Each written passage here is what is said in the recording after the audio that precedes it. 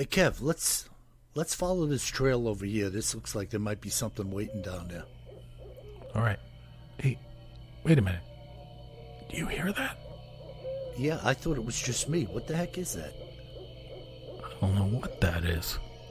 Whoa, do you smell that too? That's unbelievable.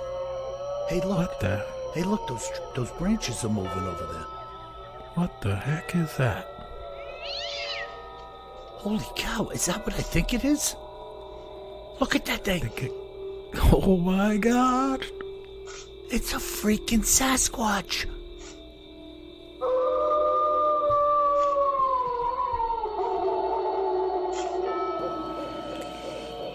Welcome to the Bigfoot Terror in the Woods Sightings and Encounters podcast.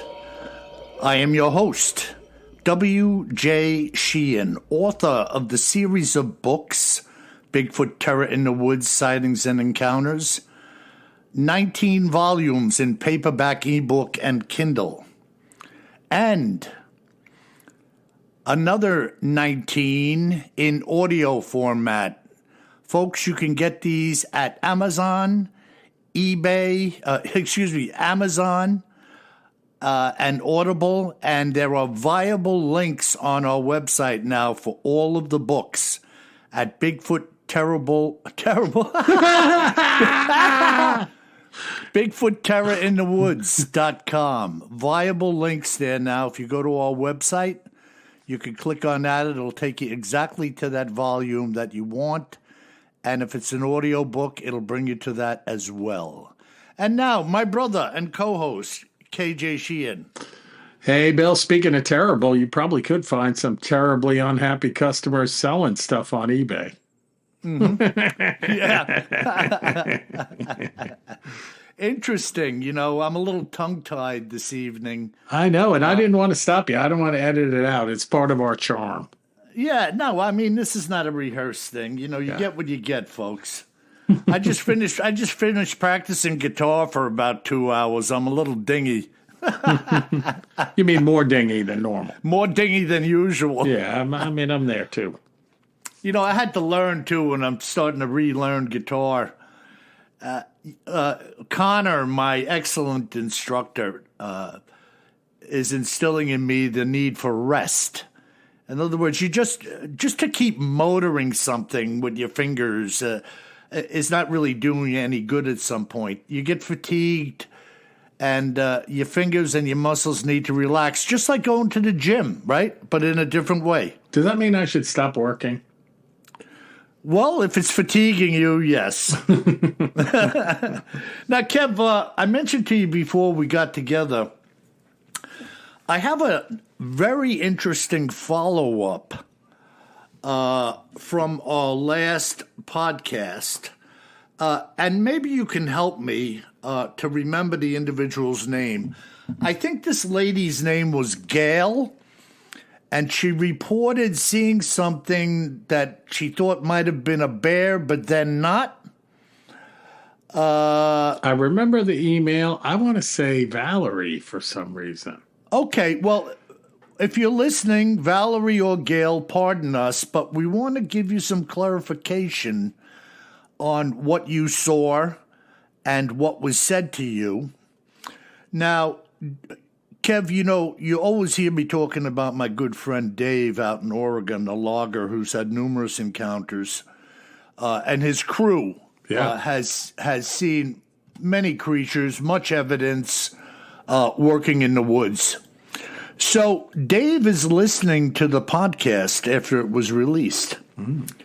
And he said to me, Bill, I was listening to your podcast about the woman who was in Oregon driving on Highway 18 going to Lincoln City. And he said, she thought she saw a bear and kind of felt otherwise about it, and somebody told her there were no bears in that area. Well, Dave said there are definitely bears in that area, and here's the coup de grace.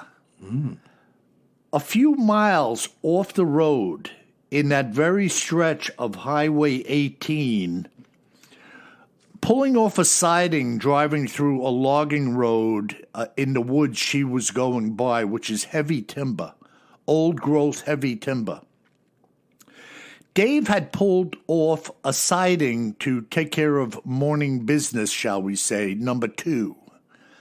And he plowed through this siding that hadn't been used in a while. A siding is a place where the logging trucks can pull aside if they know somebody else is coming and has to get out. They have to share the road, right? Right. So they have these little sidings where one guy can pull over, let somebody with a load on, so to speak, come through, and then they pull back out and continue. Dave had slid down the side of this siding embankment to take care of business, and a ray of light was shining through the canopy as he commenced to do what he was doing. The light was illuminating what Dave thought was a stump.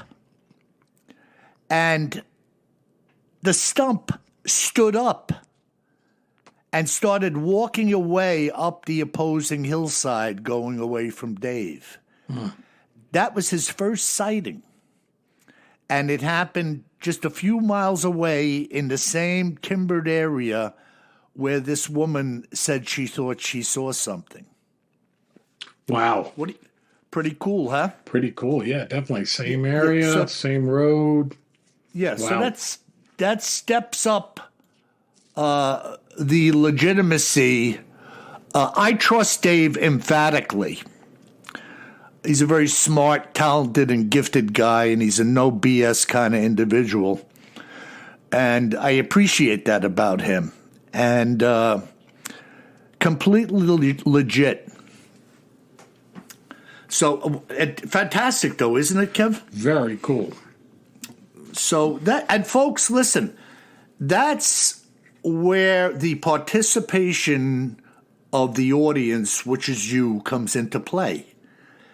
Without any feedback, if that lady, Valerie or Gail, whatever your name was, honey, we apologize. If she hadn't wrote in about her believed encounter, Dave would have had nothing to share relative to it, which was really a confirmation, at the very least, of having seen something in that same patch of woods along Highway 18 on a siding of a logging road. So it's all a contiguous relationship we have here, folks, with you and your testimonies and your conversations with us. Pretty cool, Kev. I really love that stuff. Very cool. And even when we were reading her email about the encounter, I mean, I was saying that's a hotbed where she was for Bigfoot sightings. And there's an enormous, long logging road that runs through that timbered area. These are access roads put in place by, I'm not sure if they told me the logging companies do it or perhaps the state does it to accommodate them. I'm thinking the logging company does it. Yeah, they're decent, hard pack, maybe some gravel in there or something. Yeah. But when you see pictures, like I have seen many, there's just enough room on these roads for the truck with maybe a couple of feet left and right to go up and down on them. Yeah, it's not meant for two-way traffic by any means. No. And the woods, the timber is ridiculous. I mean, you're talking dense, tall growth just flanking you. Oh, yeah, you can't even walk between this stuff. Right. As far as you could drive 10 miles, 15 miles on a logging road, more dense timber. Yeah, up there in Oregon, Washington, of course, British Columbia, north of that. I've spent a lot of time up there. Used to live in Washington State, and the forests are unbelievable. I mean, nothing like that in the Northeast, even though there are some beautiful forests in the Northeast. Nothing like the stuff in the Pacific Northwest. Yeah, so when people think, come on, they can't be over there, think again, my friend. Oh, yeah. Very rural place. I have no issue thinking about some undiscovered species in that part of the world. Yeah, it's just incredible, man. People. It's just incredible, man. So, does Bigfoot exist? If you ask me, Absolutely. So what do we have, Kevin? Our Cryptids in the News and Other Oddities segment. Well, we're going to get a little creep on. Oh, are we now? Are you interested? I am interested. Well, we're going to start with a little story that I saw out in the interweb, and then I'm going to tell you what we're going to talk about. Okay. Okay? Have at it, bro. So this couple, husband and wife, back in 1991, they write about the fact that they were walking along near the Boulder Cave at about 8 or 9 p.m. on New Year's Eve, back then in 1991. Okay. And they said it was dark, but all of the stars were out. And, we all packed up some flashlights and some warm clothes, and we went walking in to meet some friends and spend the night at the cave to celebrate New Year's Eve. And he says, if you were wondering, we were both sober, having met a few years earlier at AA. So good place to go. Okay. Can't drink if you're in a cave in the middle of nowhere. Not a good idea. Unless you brought some with you. But. Oh, man. Yeah. And he said, we made our way up the trail, well made, not very steep, just a very light snow, but not really any accumulation, just like a dusting was on the ground. Okay. And while they're walking, they hear children's voices in the distance, like a schoolyard or even a playground or even a yard full of happy children running and yelling and laughing far away. At first, we tried to think of what could it be? Maybe someone in a cabin or people staying at a camp nearby. But on our way in, we saw no cars, no tracks, and no sign of anyone else in the area. Yeah, interesting, huh? Yeah, and they said it couldn't be sledders because there was barely any snow. And it was way too late for a group of little kids to be frolicking unsupervised in the forest. It was really weird and didn't make any sense, but we still kept hearing it. There was an odd, consistent quality to the laughing of the children, the sound of the laughing children. It faded in and out of hearing, just on the edge of being there, carried by the wind, as if from a great distance. Funneled in and shaped by the mountains and trees and streams until it found our ears. Then it would fade out again to be lost for a moment, only to return. Wow. So they're like, what the heck is this? So they make it to the cave. They tell their friends about it. And, they're hanging out. They brought some music with them. They're listening to the music. And then when they're walking out, so they have a great time celebrating New Year's Eve. And they write, walking out, something had changed subtly. Easy for me to say. Okay. The woods seemed a bit more ominous. Maybe we were just tired, but as we made our way down the trail, my wife spotted something odd propped up against the base of a tree. It was meant to be found. I think it was meant to be found by us. We thought at the time that it had been left by whoever or whatever made the laughing noises. As older and more cynical as I am now, I can still believe that it is or could be true, though it certainly wasn't the work of children. So the object that they found, he says, it's impossible to adequately describe the object. My mind kind of stubbornly refuses to remember it exactly. But he says, I remember the details of its construction and the size and general shape. My wife says it was a man, a little figurine of a human. Oh. I have to believe her because when I try to picture it in my mind just goes blank. Its construction was like nothing we'd ever seen before or since. It was a small abstract figurine woven of tiny sticks, moss, pine needles, and lichen. Oh. The bear's hair moss had been braided in individual strands into tiny ropes, which wove in and out of the bits of lichen and tiny sticks around some bigger sticks, smaller than the diameter of a pencil. Come on, man. Something fabricated that. No kidding. And he says the damn thing was weird.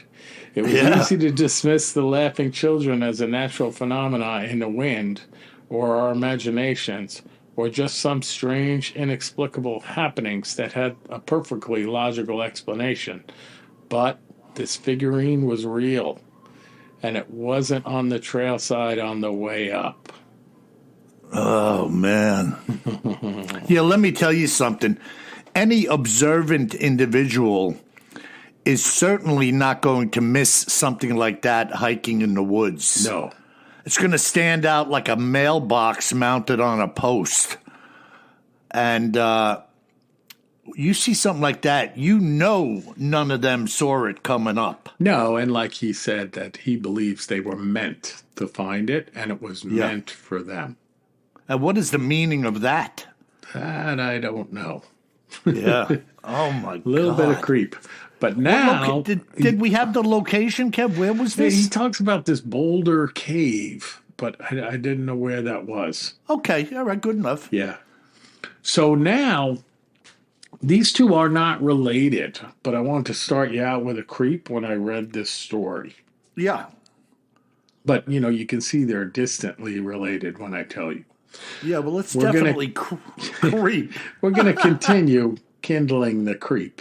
And we're going to talk about the legend of the Stick Indians. Oh, yeah. These little things. Yeah, and they're completely evil. It's said to draw people into their doom. Yeah, they're a little bit like, you remember me talking about the Pukwudgies. Yeah, the Pukwudgies. Pukwudgies, where they're kind of viewed initially to be these like mischievous imps. But they're mischievous and kind of semi-harmless until you cross them. Wow.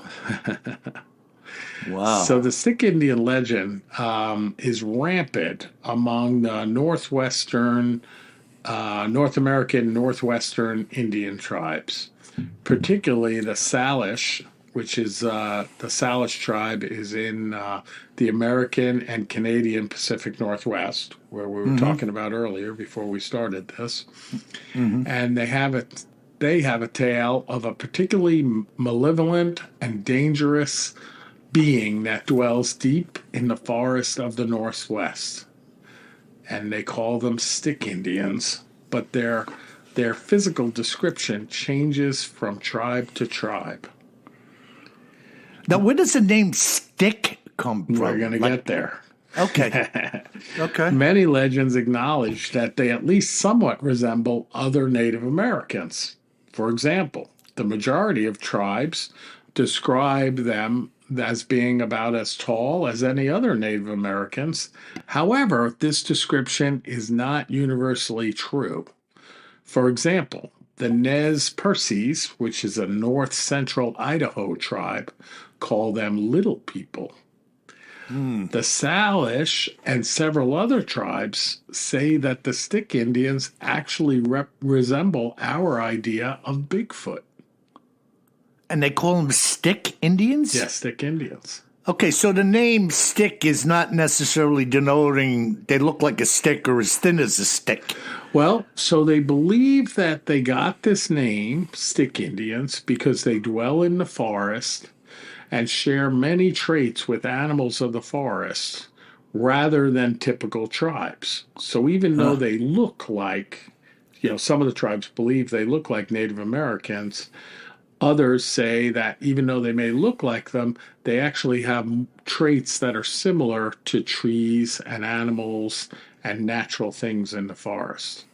Well, now, see, I had heard quite some time ago when speaking with somebody on an interview that the stick Indians, in his mind and through his knowledge of them, was said to use children's laughter as a way to lure people to them. I did read that, and that's how I came across this other story. Uh-huh. So, but I don't want people to think like a stick Indian is a little doll that you'd find in the woods. That's not what it's meant to be. Right. These are believed, but as you say, vary greatly between the tribes who are even familiar with the name. Right. And another legend about how the name came about, stick Indian, is that they have like this mischievous habit of throwing sticks at teepees and lodges and individuals while they slept. Oh, there you go. And kind of the poking throwing them, of sticks. and kind of like poking them with sticks. Boy, that's interesting. Well, you have to get close to somebody to poke them with a stick. Yeah. So I wonder, when people get poked, do they open their eyes and see a Bigfoot there, or? Yeah, well, they say that they're very seldom seen, and they're almost completely nocturnal. So that's why I think the description varies so dramatically, right? Mm-hmm. But get this, it's said that their language does not mimic human speech, but instead sounds like birds or other animals. That's weird. Yeah, and they primarily hunted and fished to feed themselves and seem not to have any permanent settlement. And they say when they were seen, the ones that looked like Native Americans, they were clothed with deer skins and other natural items from the forest. So kind of like forest creatures, I would call it. Yeah. Making do with what you got. Exactly. Wow, man. And they say that many stick Indians will play pranks on villages during the night when they come across them. These pranks, while annoying, were fairly mild. For example, they'd steal fish from their nets, take off with food, take clothing that might be out drying, etc. Mm-hmm.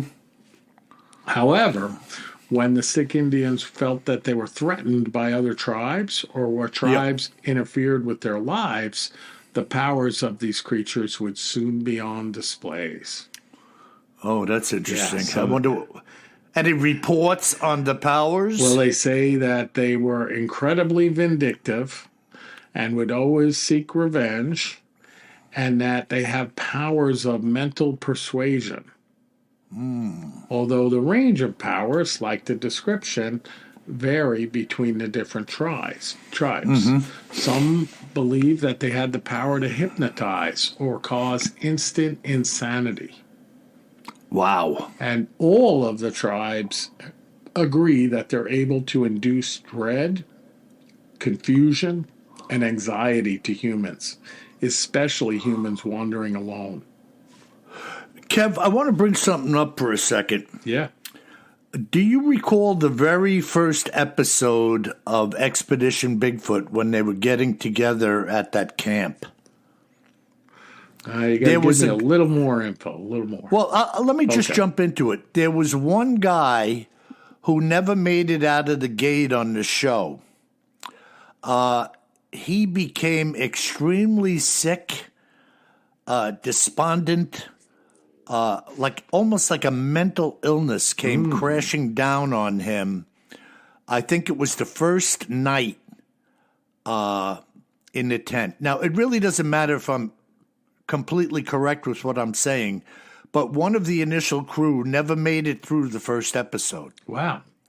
Yeah, they were having some type of activity or believed activity, as I recall. Now, this is several years ago. And I think it was Maria who they had on sound talking to the guy like, do you feel all right? Are you okay? Kind of like a motherly kind of thing. You don't look good. And the guy said, I don't feel good. He wound up getting taken out of there, I think, in an ambulance, or they drove him to the hospital. And that was the end of him. And I think in one of the following episodes of the following year, they did a little interview with him with the group. and he explained that he was just overwhelmed by something supernatural. You know, a lot of people say that the Bigfoot is capable of mind control. Yeah, yeah. So when you talk about the Stick Indians and some of the tribes relating to them as being a Bigfoot, yeah, and instilling that fear and dread, right? Yes, and how often do we hear dread? Oh, yeah. Unexplained, absolute dread and fear. Yeah. Yeah, just coming on you like out of nowhere. Yeah, and overpowering you, too. Right, and that's a real thing. Oh, you know, yeah. when you experience that, it's going to get your attention. Yeah. Wow. Yeah, so that's our creep on Stick Indians tale, Bill. Yeah, excellent, man. Excellent. And my understanding of this feeling of dread, it's almost like somebody took a narcotic. Like, just say you had some strong painkillers, and it was 600 milligrams, and Not you took that. Not the ones that I'm taking right now while we're doing the podcast. Right. When you take them, you know, there's no coming back. So if it's going to be like too strong for you, you may feel really lousy, even though the pain is gone for a while, because it's just too much for you. Yeah. But you can't shake it. It's going to stay till it's out of your system, you know? Yeah, absolutely. This is the way I relate that dread, you know, like you can't fight it. It takes you over. Yeah.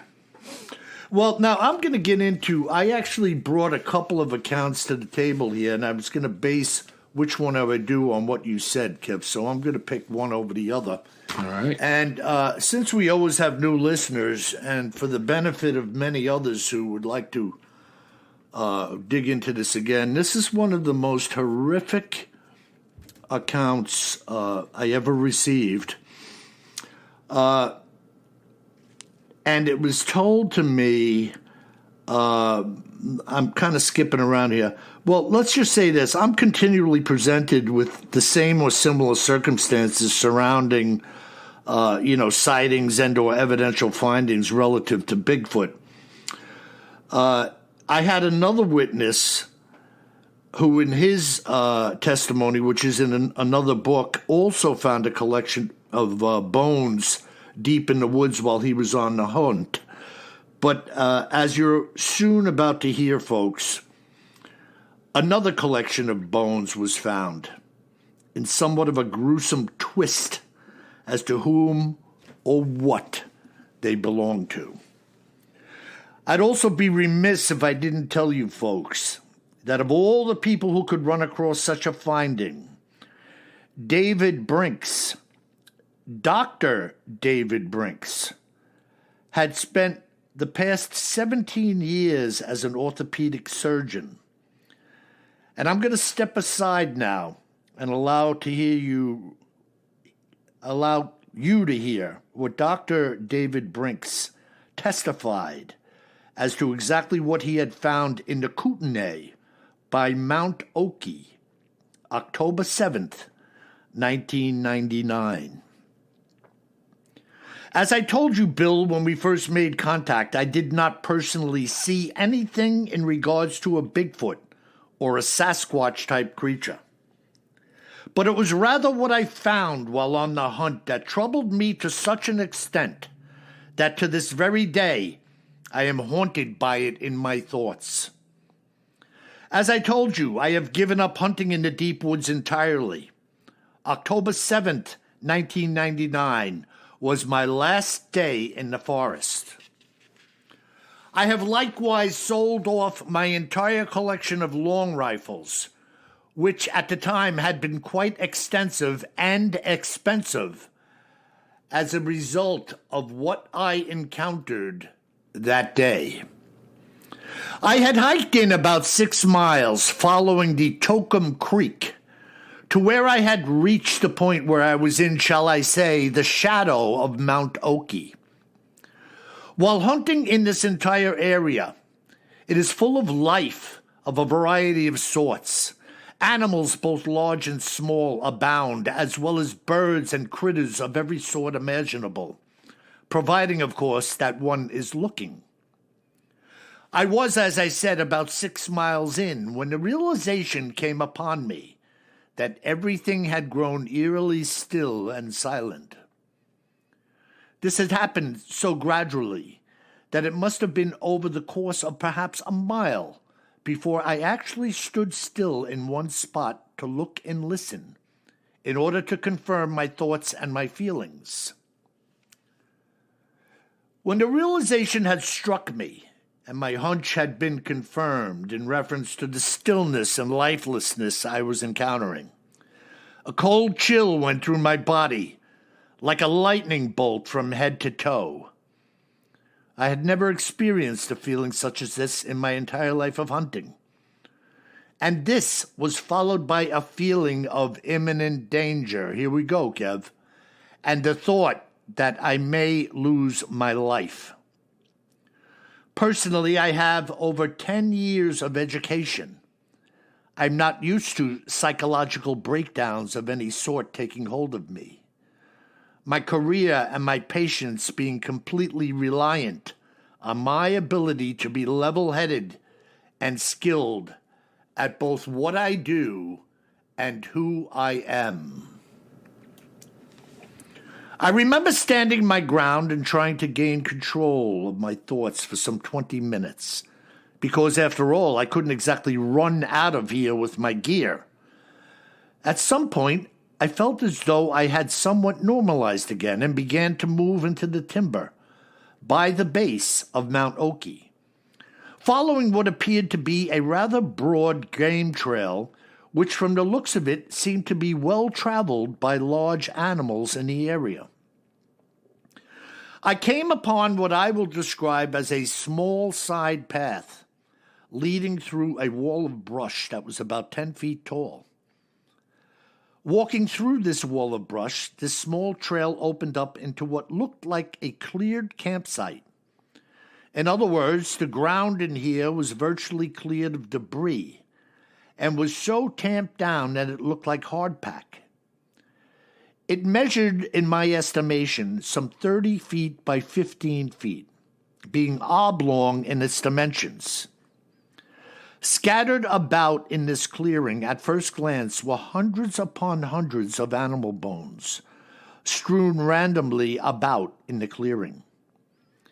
As my mind was trying to process that which my eyes were now seeing, my vision shifted to what appeared to be a camouflage jacket laying off to the left side near the fringe of the clearing. I stepped over to take a closer look.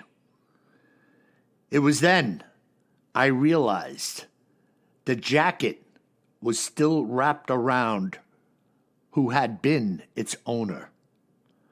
The waistline of the coat was collapsed to the ground, and when I lifted it open with a stick, the remains of a human pelvis were visible, devoid of the lower extremities. Upon probing the upper torso with the branch, the coat was still supported by what I assumed was the still intact rib cage.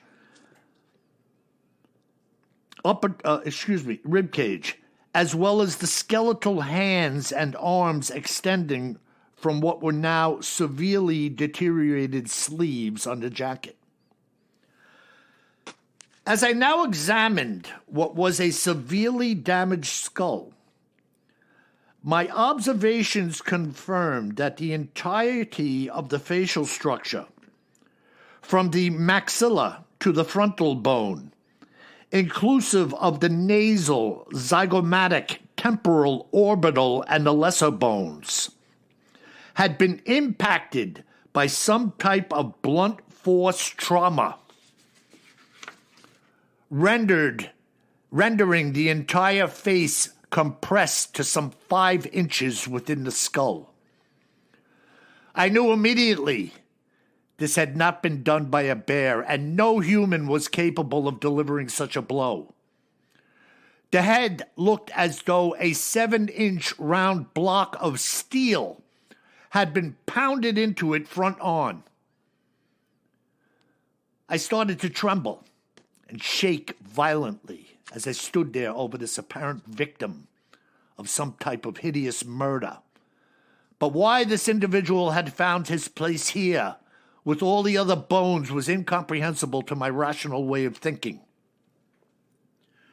Within the confines of the space, there were no bones visible that still had flesh or tissue attached to them in any state of decomposition.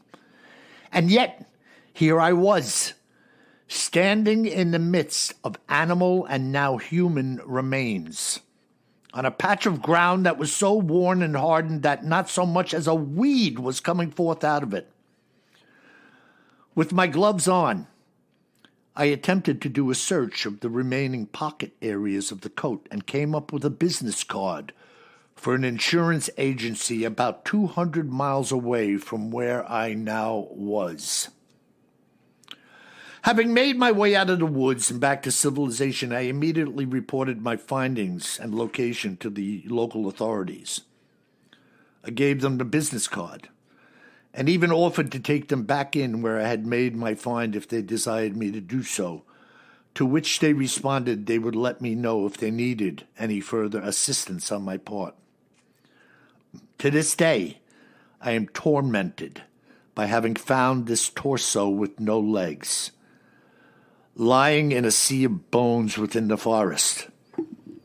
Something or someone had spent a lot of time in that clearing to have worn it down to the state in which I had found it. It had the appearance of a campsite that was used on a regular basis by a family of 5, and yet nothing was there when I had arrived.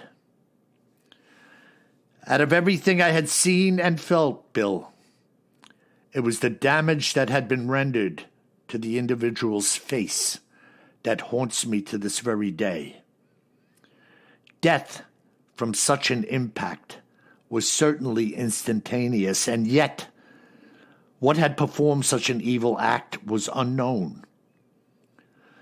I contacted you, Bill, because my own thought process had brought me around to the notion it was a Sasquatch.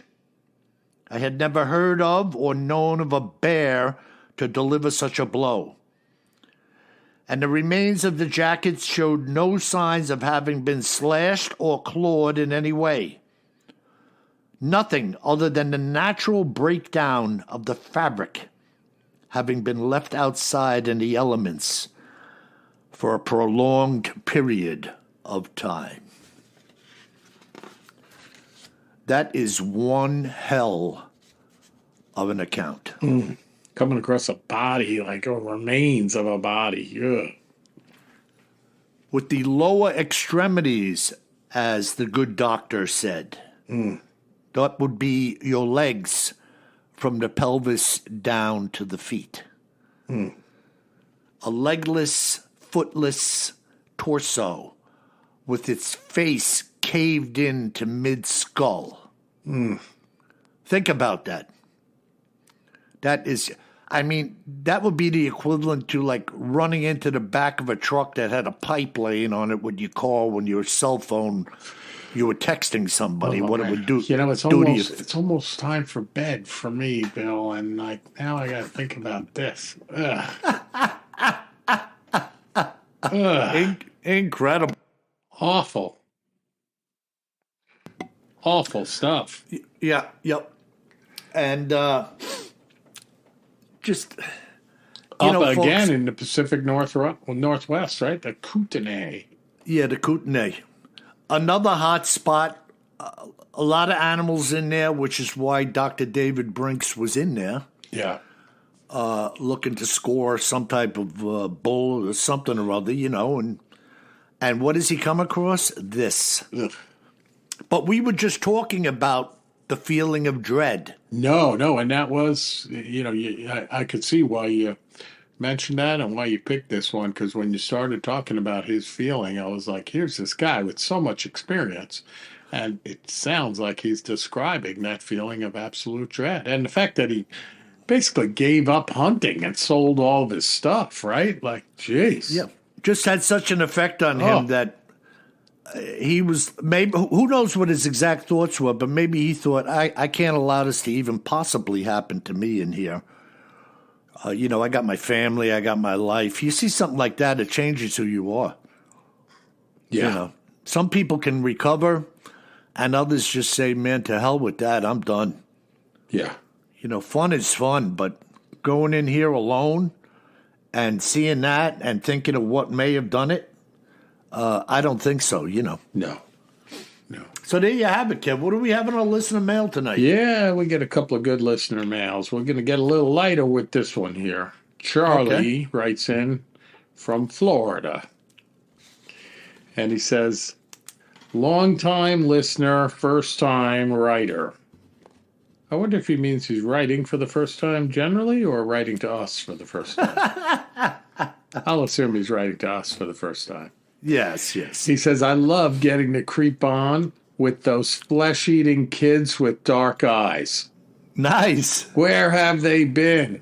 I say bring back an episode on those black-eyed little bastards.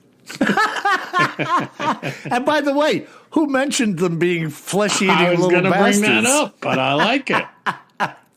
I mean, Charlie, have you let him in? Just because they wanted to use the telephone? Yes. And did they eat some flesh when they came in? I mean, most of the time, no one knows what happens to the people when they do let them in. So maybe they are flesh-eating kids. Oh, my God. Love it, Charlie. We will try to bring back an episode of those black-eyed bastards, as you call. I told you before, Kev, people like myself and many of our listeners,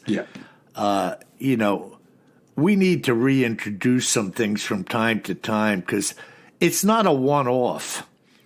I listen to some accounts and some stories. I could talk about them 100 times. It's just not going away. It's like a conversation about anything that has a lingering effect or an impact on you, I agree. Why don't you just let me use your telephone?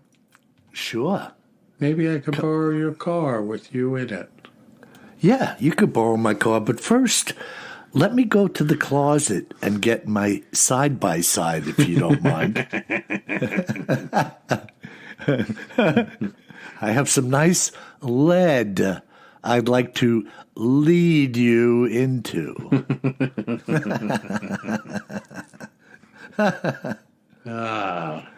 Wow, Kevin. Well, thanks, Charlie. And our next letter, Bill, comes from Peter in New Hampshire. Okay. Live free or die up in New Hampshire. And he says, I live near the former location of the Great Old Man in the Mountain. Oh, yeah. Yeah, we've been there. I've been there after the old man fell down from the mountain, which is kind of tragic, but still great. And I love the way the state put together. They have this little series of profiles in iron, Bill, up on poles. So that's you can nice. Stand in that same place, and they kind of line up with the mountain there, so you can see what the face looked like back then. What a cool idea that was. Super cool. Yeah, very cool.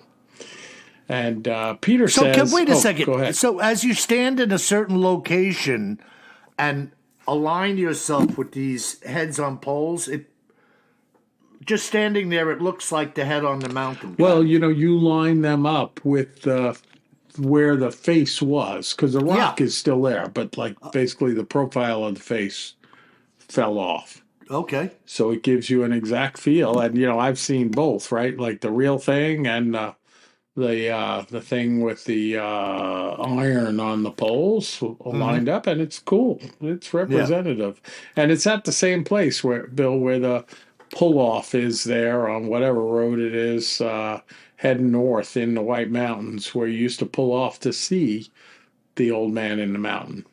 Wasn't that up by Franconia Notch over there? Bill, did I lose you? No, I said, wasn't that over by Franconia Notch or something? I think it's a little north of Franconia Notch. But yeah, same neighborhood. Okay. Yeah, the other one, I think it was called the Indian Head, which was like the face of an Indian. That was really close, I think, to Franconia Notch. Okay, yeah. And I think we stayed there one time, like in a little motel called like the Indian Head Lodge when I was a little kid. Uh-huh. I don't know if you remember Yeah. that. Yeah. No, I don't, man. I Okay. don't. It's It was a long 100 time years ago, bro. Yeah. Yeah. But Wow. anyway, we got distracted. So Peter's from up there in New Hampshire. He says he's a big outdoorsman, does a ton of hiking up there in the White Mountains and north of the White Mountains. Never seen a Bigfoot, but he's been listening to us and he's super fascinated with the idea of seeing a Bigfoot. And he says, where is the state and location with the largest number of sightings? And in your opinion, where would be the best place for me to see a Bigfoot? Then good question, right? Yeah, well, first of all, the state with the most sightings to date is Washington. But, to see a Bigfoot, it's just such a random event. Right. And it seems for the most part, if we look at the whole, like all the volumes I've written, if we look at all the volumes as 100% of everything, I'd say about 25% are random events at what I will say kind of normal areas, farms, near homesteads, even some fairly populated areas, not like my area, but, with houses around, some people, So you have them, and then you have the remaining 75% is probably split up to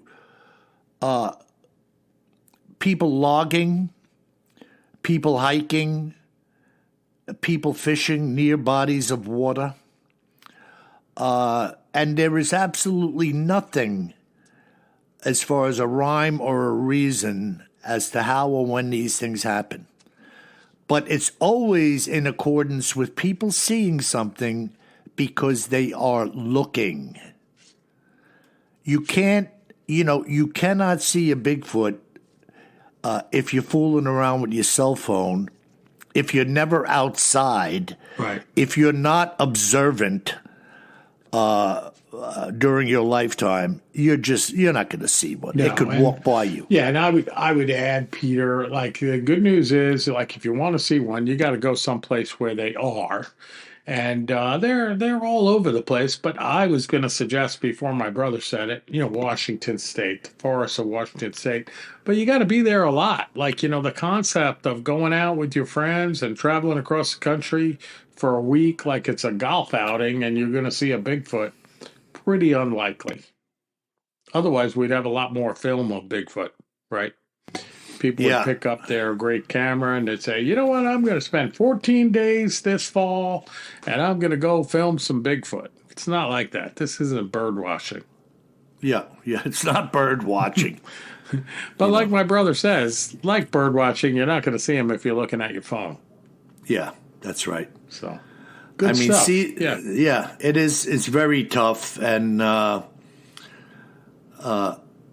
not sad to say, but in answer to his question, it's highly unlikely you're going to go anywhere and see a Bigfoot. Right. So, very bizarre. Well, folks, thanks for writing in, and thanks for listening. Keep the letters coming. Go to BigfootTerrorInTheWoods.com. Contact us, and we read every letter. And we pick some out to read on the air. And by the way, folks, I will tell you, my brother previewed with me some of the merchandise that he has coming along.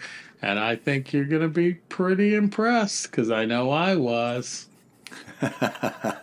Yeah, and I've been giving you a little preview talking about it, but I'm preparing some pretty cool stuff. A variety of things for a variety of different likes and dislikes from different people. And once it is launched, then I will expand upon it.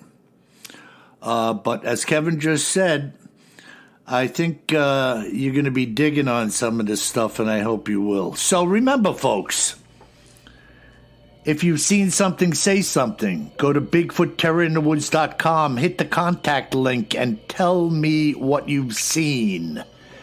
And if you should find yourself in the shadow of Mount Oki, in the Kootenay, Washington State, Maine, anywhere, you best remember one thing, my friends. Always carry more gun than you think you're going to need. Sleep tight.